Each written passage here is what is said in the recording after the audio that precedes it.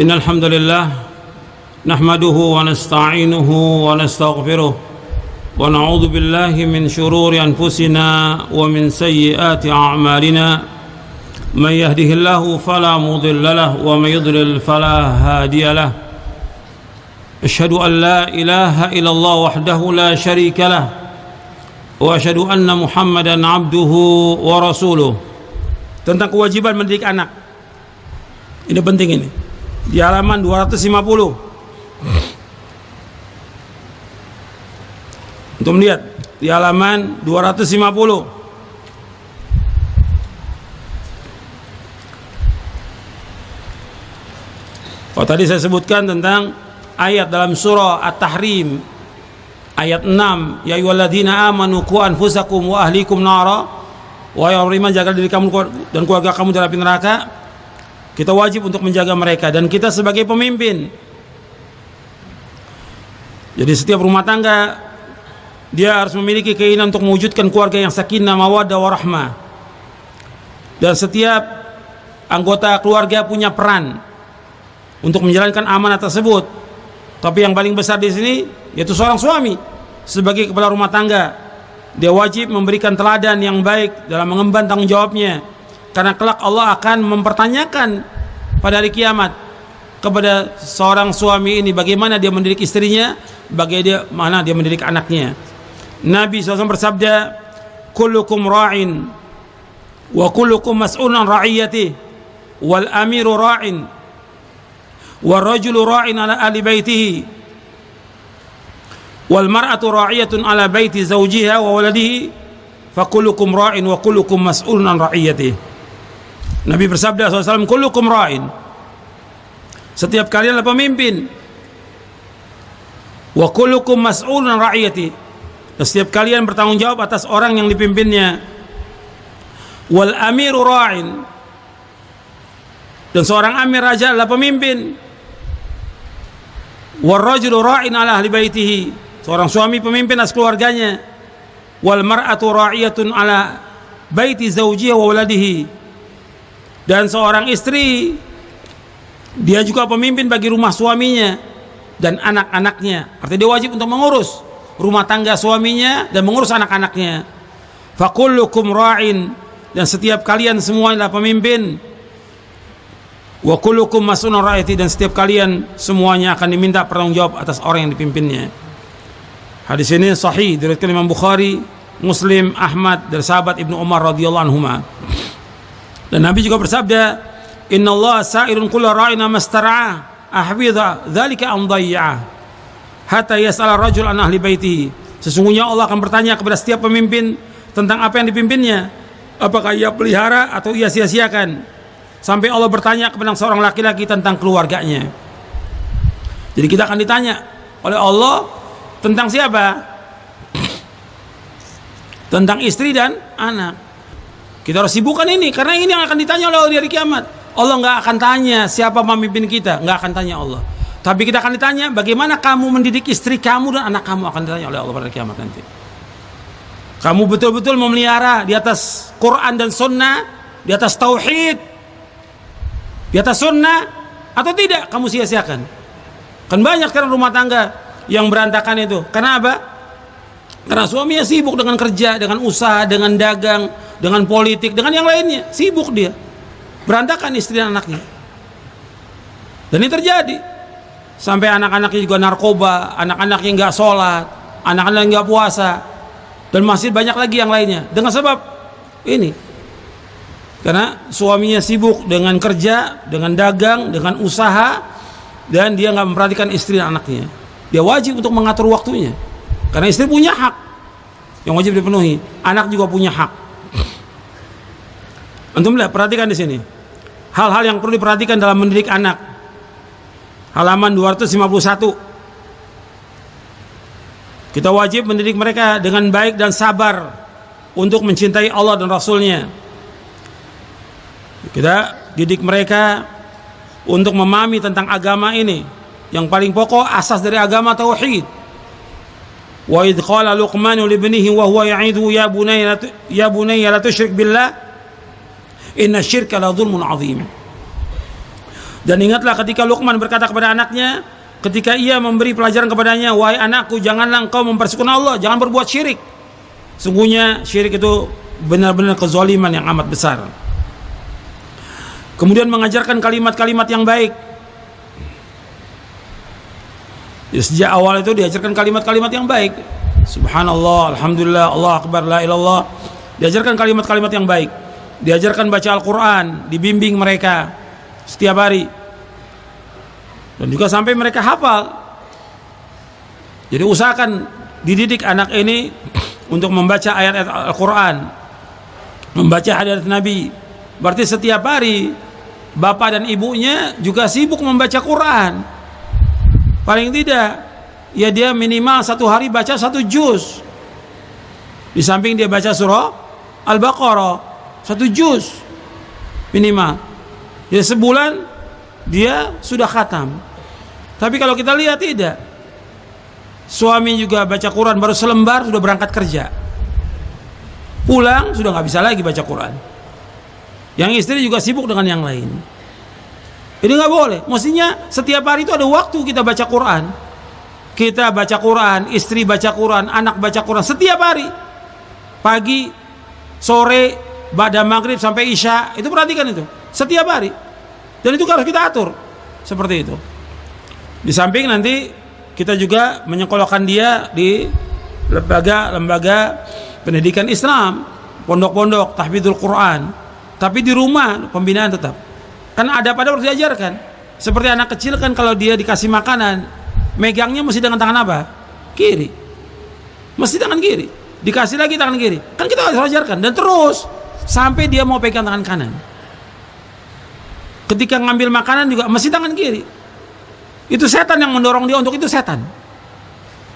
Maka tetap diajarkan. Sudah dikasih kanan, pindahin lagi ke tangan kiri. Kita terus memperhatikan, nggak boleh merasa capek, lelah, nggak boleh, terus sampai dia terbiasa dengan tangan kanan. Pakai sendal, sepatu, kaki kanan lebih dahulu, lepasnya kaki kiri.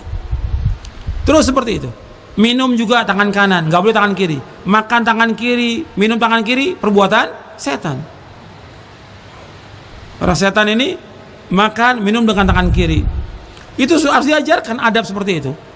Bacaan ketika masuk ke WC, keluar WC harus diajarkan. Ketika mau tidur diajarkan. Yang seperti ini harus terus, nggak cukup sekali, nggak cukup, harus terus. Kemudian perhatian juga tentang sholat.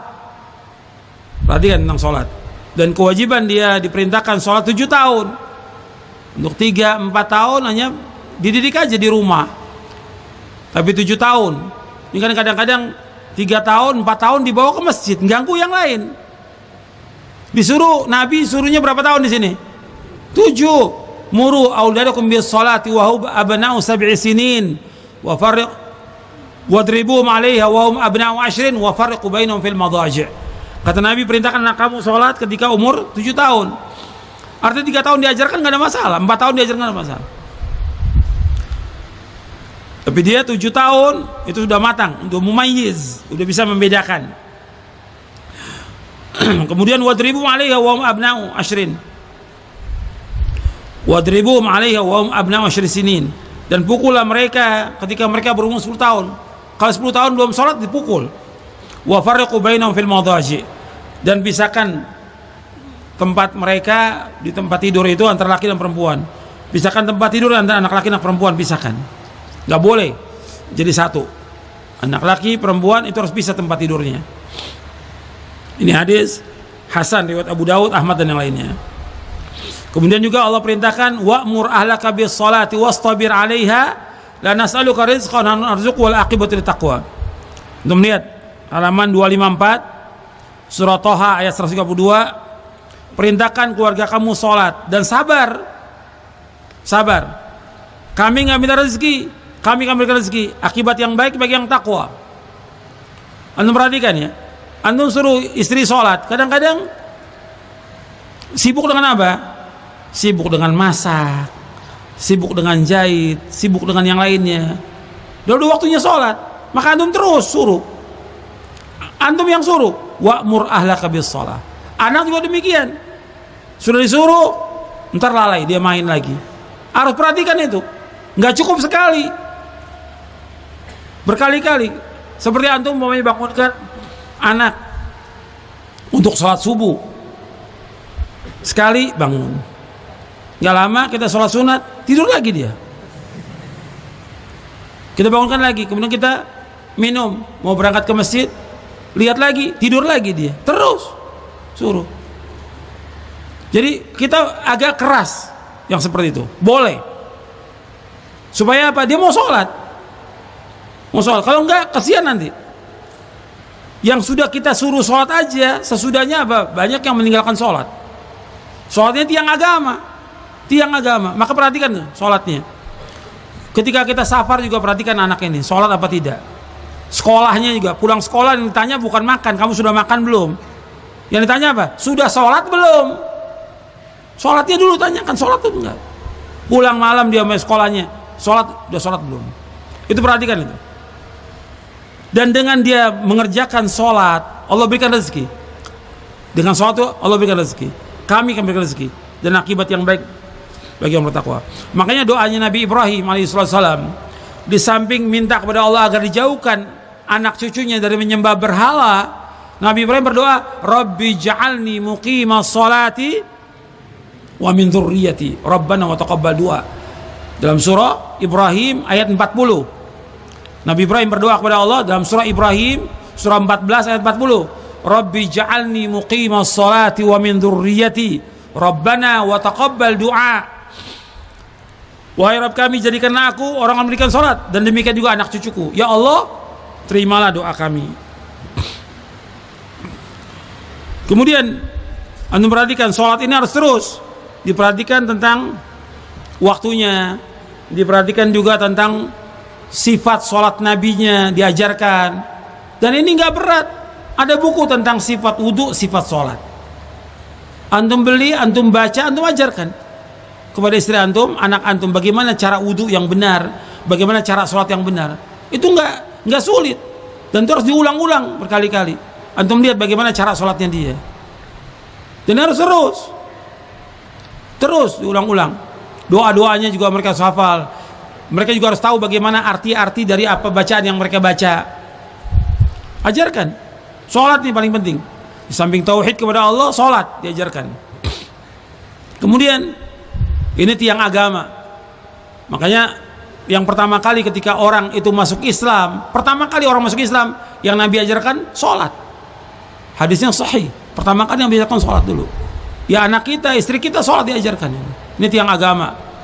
Jadi yang pertama itu waktunya, perhatikan. Yang kedua sifat wudu dan sifat sholat Nabi yang diajarkan.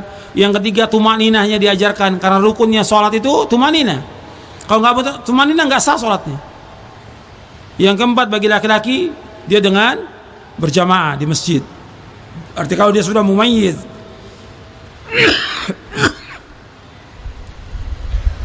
sudah lebih dari 7 tahun atau umur 7 tahun, dia berjamaah di masjid, diajarkan dia untuk berjamaah. Bukan anak-anak kecil. Banyak sekarang di masjid-masjid anak kecil ke masjid, bapaknya nggak ke masjid. Padahal yang wajib siapa? Bapaknya.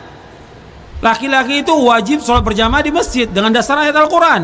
Allah berfirman dalam surah Al-Baqarah ayat 43, wa aqimus sholata wa atuz zakata warka'u ma'arakin. Dirikanlah sholat, keluarkanlah zakat, dan rukulah bersama yang ruku. Artinya disuruh sholat dengan berjamaah. Dirikan sholat, keluarkan zakat, warka'u ma'arakin. Kalimat ruku bersama orang yang ruku artinya sholat dengan berjamaah. Maka kata Al-Hafidz Ibnu Katsir ketika menjelaskan ayat ini, kata beliau, istadalla aktsarul ulama bihadhil ayat ala wujubi salatil jamaah. Para ulama berdalil dengan ayat ini tentang wajibnya sholat berjamaah bagi laki-laki. Kalau perempuan, sholatnya di mana yang terbaik? Di rumah. Kata Nabi, wa buyutuhunna khairun lahunna, rumah mereka lebih baik buat mereka.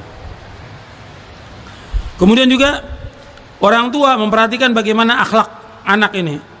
Diajarkan akhlaknya. Lisannya perhatikan.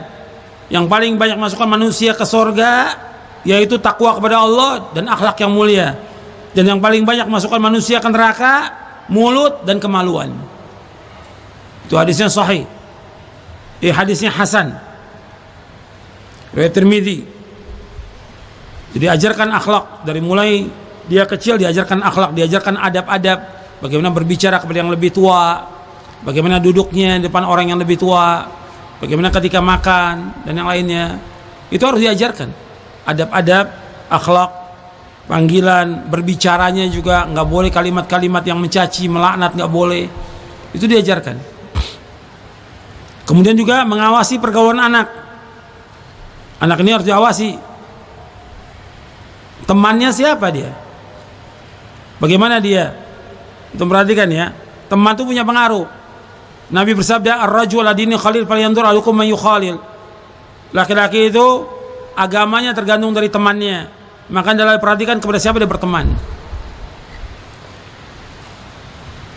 Temannya itu diperhatikan. Ini teman di luar yang bentuknya manusia. Ada teman yang lain sekarang ini yang merusak manusia. HP, internet, itu juga dibawa terus itu. Hatta ke WC juga dibawa itu. Gitu. Disitu ngerusak benar itu. Antum perhatikan itu. Anak antum perhatikan. Bisa aja dia lihat berita-berita yang nggak benar, gambar-gambar yang porno dan yang lainnya. Atau main game yang menghabiskan waktu atau yang lainnya. Antum harus perhatikan tuh. Karena rata-rata setiap rumah tangga anaknya semua punya HP. Atau orang miskin punya HP semuanya. Kadang-kadang di rumah itu ya bapaknya pegang HP, sibuk sendiri dengan HP-nya. Ibunya sibuk dengan HP-nya sendiri. Anaknya juga masing-masing. Bagaimana pendidikan ini yang seperti ini? Dan bapaknya nggak pernah tahu, nggak ingatkan anaknya itu. Habis waktu kan dengan main HP itu, habis waktu. Habis waktunya. Belum lagi yang dia lihat benar atau tidak. Kalau yang lihat haram, dosa dia, dan kita ikut dosa sebagai orang tua. Maka harus diingatkan terus itu. Ini perhatikan ini. Ini banyak terjadi seperti ini dan buang waktu dan banyak pelanggaran. Belum lagi syubhat yang ada di HP itu. Kemudian kita selalu berdoa kepada Allah siang dan malam agar diberikan anak-anak kita ini yaitu jadi anak yang soleh, jadi anak yang soleha. Itu doanya antum hafalkan itu. Rabbana hab lana min azwajina wa dzurriyyatina qurrata a'yun waj'alna muttaqina imama. Doa tetap doa, tapi doa ini akan dikabulkan Allah kalau kita ada apa? Ada usaha, ada ikhtiar. Juga cuma doa aja, sama seperti antum doa. Allahumma inni as'aluka ilman nafi'a wa rizqan thayyiban wa amalan mutaqabbal. Tapi enggak pernah nuntut ilmu, dapat enggak ilmu? Enggak akan dapat ilmu. Harus usaha, berjalan thalabul ilmi, baca buku yang bermanfaat. Sama seperti ini. Kita berdoa kepada Allah minta agar istri, anak itu menjadi penyejuk pandangan. Antum harus usaha bagaimana mendidik mereka siang dan malam. Dan juga berdoa lagi, Rabbi auzi'ni an ashkura ni'mataka allati an'amta 'alayya wa 'ala walidayya wa an a'mala salihan tardahu wa adkhilni fi rahmatika fi ibadikas salihin. Ya Rabbku, anugerahkan aku ilham untuk tetap mensyukuri nikmat-Mu yang telah Engkau anugerahkan kepada aku dan kepada kedua orang tuaku, dan agar aku mengerjakan kebajikan yang Engkau ridhoi, dan masukkanlah aku dengan rahmat-Mu ke dalam golongan hamba-Mu yang saleh. Ya, doa tetap kita berdoa, tapi kita tetap harus berusaha bagaimana kita mendidik anak kita. Kemudian mengajarkan doa-doa dan zikir-zikir yang sahih. Jadi setiap hari itu antum ajarkan zikir pagi dan petang, itu antum harus hafal. Ya, seorang suami harus hafal, istri harus hafal, anak juga harus hafal. Dan ini nggak berat. Zikir pagi sore itu baca, karena akan melindungi diri kita dari gangguan setan, mendapatkan ganjaran, dicintai oleh Allah, dan banyak lagi faedah-faedah yang lainnya. Itu diajarkan zikir-zikir dari mulai bangun tidur, mau tidur, zikir masuk WC, keluar WC, zikir keluar rumah, zikir ketika mau makan, itu sesudah makan diajarkan, setiap hari diajarkan. Dan itu mudah, tidak sulit. Itu mudah. Jadi zikir-zikir itu harus diajarkan anak-anak itu. Dan juga yang lain lagi yang harus kita ajarkan, di samping sholat dianjurkan dia banyak bersedekah. Si istri juga dianjurkan banyak sedekah, suami juga banyak sedekah. Karena banyak istri yang mereka punya tabiat yang jelek, susah dia untuk disuruh infak atau sedekah. Padahal Nabi menyebutkan yang paling banyak masuk neraka siapa? Yang paling banyak masuk neraka siapa? Kata Rasulullah, wanita. Dan Rasulullah menyuruh wanita itu banyak sedekah. Ya ma'syaran nisa tasaddaqna fa inni ra'aitukunna aktsara linnar. Wahai para wanita, bersedekahlah kalian karena aku melihat kalian yang paling banyak masuk neraka. Disuruh itu untuk banyak sedekah. Makanya bisanya terbina rumah tangga yang islami. Anak-anak nih paham tentang tauhid dan sunnah. Ya pokoknya pertama kali dari suami itu sendiri. Yang kedua istrinya. Makanya seorang istri itu kewajibannya dia untuk taat kepada suaminya. Kewajiban istri untuk taat kepada suaminya. Dan seorang suami dia berusaha bagaimana mendidik istrinya di atas Islam dan sunnah. Dan ini perlu perjuangan ya. Dan harus sabar. Karena Nabi menyebutkan bahwa wanita itu diciptakan oleh Allah dari tulang yang bengkok. Kadang-kadang ada sifat-sifat atau tabiat yang susah dia diperbaiki. Susah tabiatnya. Makanya perlu sabar. Kata Nabi, wastausu bin nisa'i khairan. Nasihati wanita dengan cara yang baik. Karena wanita itu kadang-kadang sulit untuk dibinanya, sulit, maka perlu waktu. Sebab pembinaan anak itu juga harus dibantu dengan istri. Harus istri membantu. Karena baiknya anak itu juga terbentuk karena baiknya juga istrinya. Jadi suami dia harus berusaha, istrinya juga harus menjadi wanita yang salihah. Wassallallahu nabiyana Muhammadin SAW. ربنا هب لنا من أزواجنا وذريتنا قرة أعين واجعل المتقين إماما ربنا آتنا في الدنيا حسنة وفي الآخرة حسنة وقنا عذاب النار سبحانك اللهم وبحمدك أشهد أن لا إله إلا أنت أستغفرك وأتوب إليك السلام عليكم ورحمة الله وبركاته.